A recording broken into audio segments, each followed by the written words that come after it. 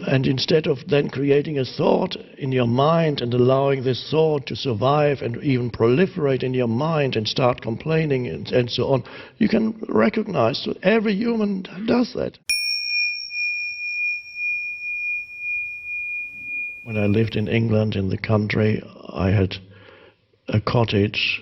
There were 2 bedrooms, 3 bedrooms upstairs, and because my income was low, I had to rent out 2 bedrooms. And so I had a succession of people renting over a period of 3 years or so. And probably it was a place where people would come for a period of time and then move on. I had probably 10 or 11 people, and out of those, 8 out of 10 sooner or later developed, when I got to know them, lived in the same house with them, relatively small place, displayed, there were areas in their behavior that were quite dysfunctional, almost called insane. And I don't just mean quirks of their personality, different ways of doing, no, some more than that. Patterns that led to complete distortion of reality in certain areas of their lives. And that wasn't just one person, it was 8 out of 10.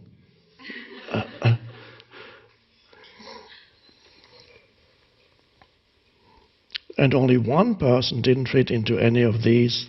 2 people stayed relatively, displayed a higher degree of presence.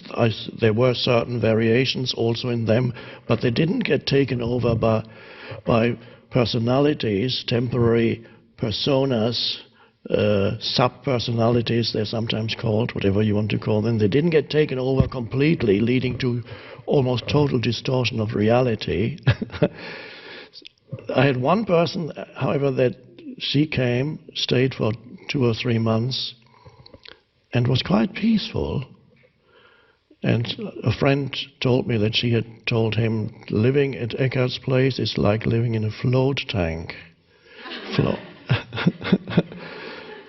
And the moment she moved out, I heard second-hand accounts. She was involved in huge drama, including physical violence with men and other women. And she was known for always generating huge drama in her life, except when she stayed with me. I didn't know that, otherwise I probably wouldn't have invited her in. So somehow in the energy field of presence, she was able to drop into or rise into presence. But the moment she left, the old patterns came back. Now that was an unusual case. Mostly you find humans are not one single being. This is the point of the story. Once you know that, you no longer perhaps misinterpret when humans shift and then display behavior that is not conscious.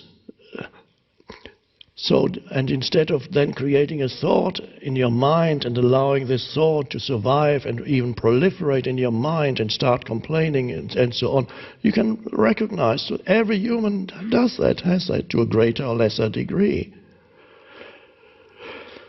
Okay, then that's a step forward, that realization. And then you can allow them, because you probably are the same.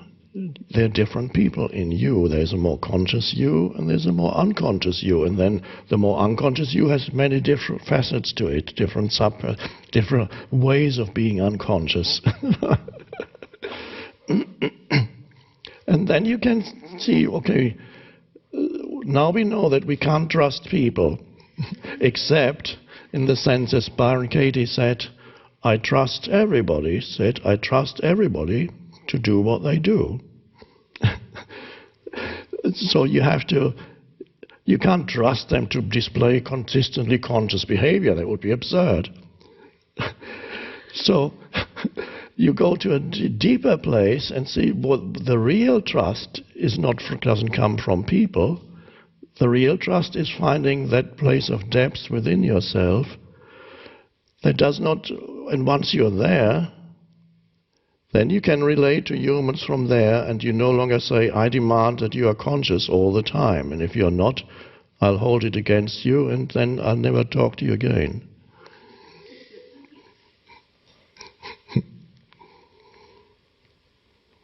So, it all comes back to that place of dropping down into where the mind activity subsides, and instead of always being trapped in your thoughts and relating to the world and to people through your thoughts, plus the emotions that accompany the thoughts, you go to that deeper place of just feel your own presence, let's put it like that for a moment. Feel the presence that you are, the beingness of you, that deep level of I amness, the presence, the only thing that cannot be doubted, that it is absolutely real, that exists, that is the isness of you. And if that is in the background of your life, then you can allow others to do what they do. The likelihood is, when you meet others from that deeper place, their behavior will become a little more conscious. The very unconscious subpersonalities may manifest themselves less. Because when you erroneously mistake a person's unconsciousness, unconscious subpersonality, or whatever you want to call it, when you erroneously mistake that for who they are and mentally focus on that, you also bring it out more in them every time you meet them, because those are the expectations. And quite often, unless humans are really present, they oblige and they give you what you expect them. If you expect dishonesty, you're more likely to find dishonesty in humans.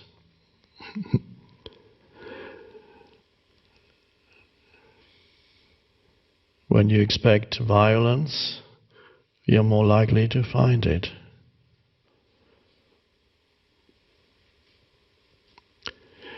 So trust, really, another word for it in spiritual terminology, is faith.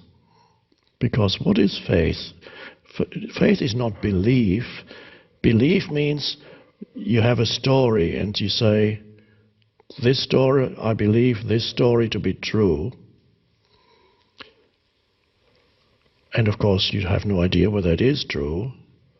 But you say, if you knew it were true, then you wouldn't say believe anymore. You can't say, I believe in this table. You don't need to. It's here. So belief would be belief in some abstract story or whatever it is. It could be an ideology, something your mind tells you. But faith is very different. In some languages, belief and faith, unfortunately, are the same word.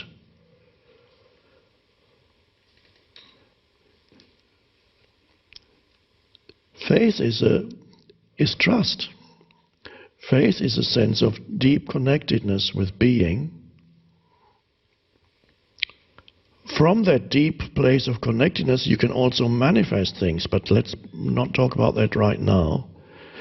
That is the conscious connection with Source, the source of life, which is within you. And it's so easy. You just become still and direct your attention to what? You direct your attention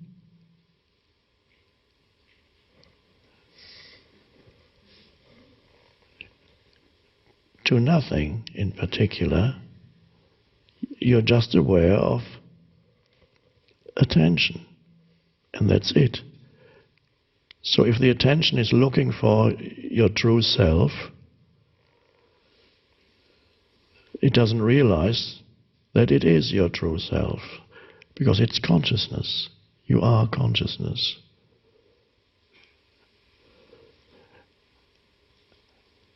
And knowing that, that's trust, suddenly, because you're no longer dependent on the continuously shifting things out here for your sense of the beingness of who you are. Because not only humans are continuously shifting, but even things around you, they come and go. Situations continuously come and go, change. Impermanence, as the Buddha called it, fleeting. And so as long as you look to externals for any sense of security, including humans, can I trust him, can I trust her? That's very precarious. And usually when I would say, no, don't trust him or her, trust yourself. But then you're no longer in a state of distrust. No, trust then arises, but not from him or her. It's such essential teaching, but not many people seem to realize it yet.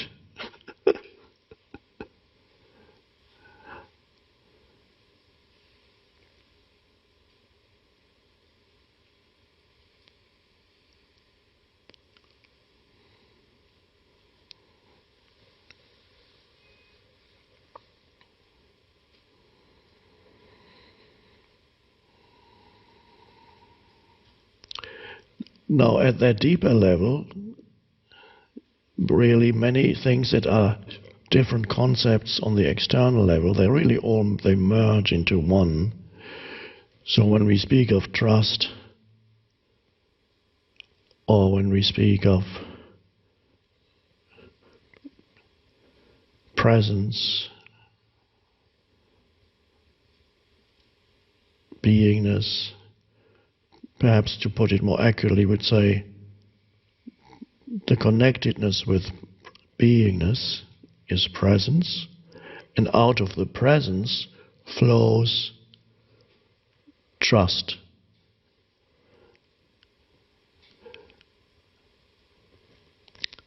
And out of the presence also flows, and that's also inseparable from trust, flows what you could call goodwill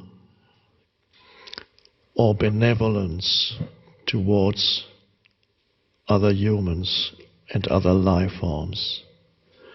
Because when your mind is telling you something about another human and constructs an identity for that human by selecting the unconscious, one of the unconscious aspects of that human, by selecting that, then manufacturing a mental identity for that human, and then for the rest of your life continue to relate to that human through that mind form, then the goodwill cannot flow. There cannot be an outflow of goodwill anymore. It's blocked by the mind pattern. But if you no longer trap the other human and yourself in the mind pattern, then there is an openness for the outflow, let's put it like that, the outflow of benevolence towards the other person, the other human being. And, well, you could call it love, but it's not the conventional. Better maybe to call it loving kindness. And that is a wonderful thing to experience in relation. It makes human contact much more pleasant if you can feel an outflow of goodwill, even towards a human that you might not meet very briefly, and even there sense that for a moment when there's no thought, there's just a presence and you're looking at another human and you feel an energetic, one could say also an energetic connection for a moment, and it's an outflow of goodwill, no matter what their function is at that particular moment in your life.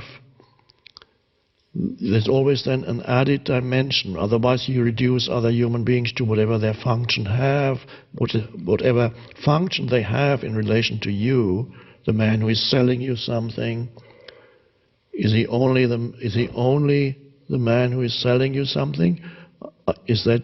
Are you reducing this person to the function that he or she performs at that moment in relation to you? Or is there a deeper dimension, so that there is a human being that you recognize? And the way I don't know if you have heard me say that before, the way how I interpret human being is, you might notice that there are two words in the English language. In a way, at first I felt it's a pity that English doesn't have one word for human being. It only has man, and that's supposed to include women. So when you read, when people say men, it's supposed to include women too, but it doesn't. But it still means men. So some languages, like German, they have a word that applies to man and woman, Mensch. So that would be, Mensch is to man or woman. But English language, you need to have two words. You have to say human being. At first I felt, well, that's a pity. But then upon looking more closely at human being, I realized, oh, that's actually quite wonderful, because there's a deep truth there. You have the human and you have the being come together. The human is a form. It's the physical vehicle, and it's the psychological form, including all the imperfections and all the accumulations and the conditioning. The person, basically, the person who you think you are, the person who other people think you are, the person that you've been told you are, and the person you believe to be. The person, ideas in your mind about who you are, that's the person, and that's the human. Now, most people only know the human. They think they are the human. They don't realize that they are also the being. But you have to know both, really, to be awakened in this dimension. You need to be awakened to the being dimension in you, so that you can be in the balance between form, physical, mental, emotional, psychological form, the form who you are, the person, and the transcendent dimension, the essence of who you are, which is the being. And your identity, to awaken spiritually, means that your identity shifts from the human to the being. And when your identity has shifted from the human to the human becomes a more pleasant human. And it's more comfortable for yourself to be this particular human in that life, this particular lifetime, and it's more comfortable for others to be with you as that particular human. And that's because you also know the being, the transcendent dimension.